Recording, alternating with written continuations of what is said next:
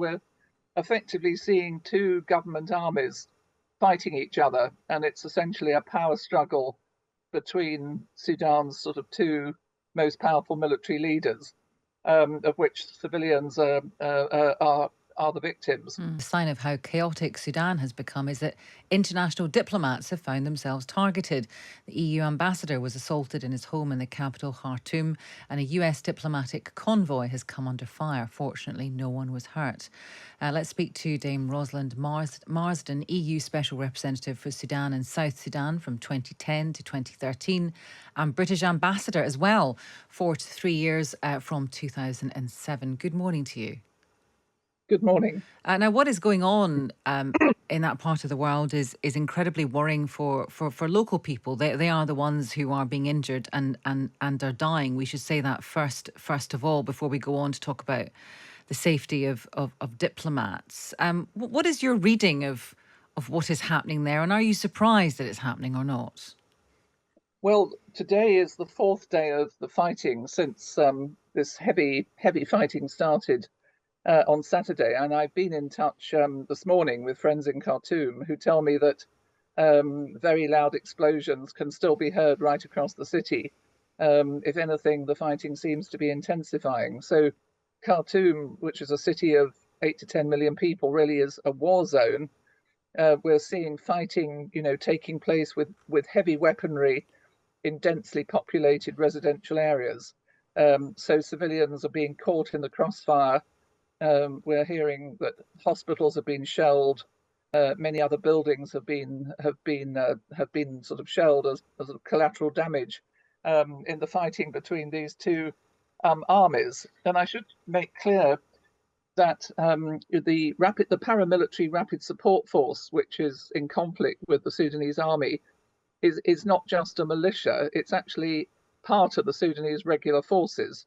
It's got 100,000 troops. It's heavily armed with armored personnel carriers and anti-aircraft guns. So we're effectively seeing two government armies fighting each other, and it's essentially a power struggle between Sudan's sort of two most powerful military leaders, of which civilians are the victims. It's a very familiar story, isn't it? You have the army involved, and as you say, you have two very powerful military leaders who don't want to concede. How do you see this being resolved? Well, first of all, I should say that the situation on the ground is still very fluid. So we still don't really know who's getting the upper hand. Both sides are making conflicting claims about which strategic sites they control, both in Khartoum and across the country.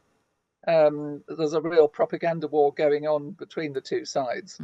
It seems from the statements that the two leaders are making, General Burhan, the head of the army, General Hemeti, the head of the rapid support force, that they're both essentially intending to try to keep on fighting to make as many gains as possible before possible negotiations might take place.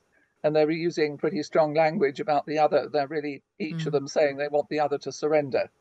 So what I understand is the strategy of the United Nations, as was briefed yesterday to the UN Security Council by the UN Secretary General's special representative on the ground, was that they've been trying to broker as a first step a short humanitarian pause to enable civilians who have been trapped in their homes for now the fourth day to be able to get out and get some supplies, to get people who are ill to hospital or to move to safe spaces. Because bearing in mind, we're still in Ramadan, people are fasting, they're running short of food. It's as the UN Secretary General said, a catastrophic humanitarian situation. But the aim is to try to roll these humanitarian pauses forward. So each day to try and have 3 hours or so when people can get out, and then eventually to expand this into a permanent structured ceasefire. But the problem has been so far that the two sides, although they've agreed to the humanitarian pause, they haven't actually honoured it. Yes. So the fighting has continued, and indeed some people who've tried to get out of their homes have been injured. Well, The EU ambassador was assaulted in his home in the capital. Why do you think that happened? And is that an unusual thing to happen? Well, yes, absolutely. And of course, we have no idea who was responsible for that. Mm. Um, the problem is with the sort of fighting that's taking place, with sort of armed men fighting in residential areas, sometimes going into private houses and fighting on the roof. The command and control, probably by both sides, is relatively weak.